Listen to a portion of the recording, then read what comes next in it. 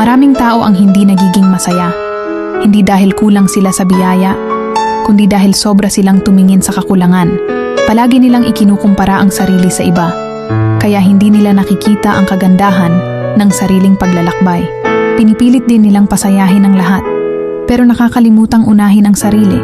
At madalas, nakakalimutan nilang patawarin ang nakaraan, kaya nakakadena pa rin ang kanilang ngayon.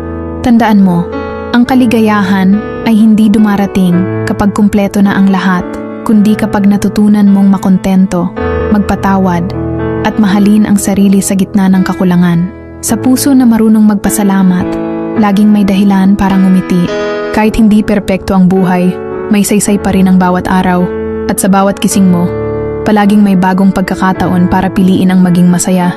Ang tunay na saya ay hindi hinahanap sa labas, kundi pinipili at pinapanday mula sa loob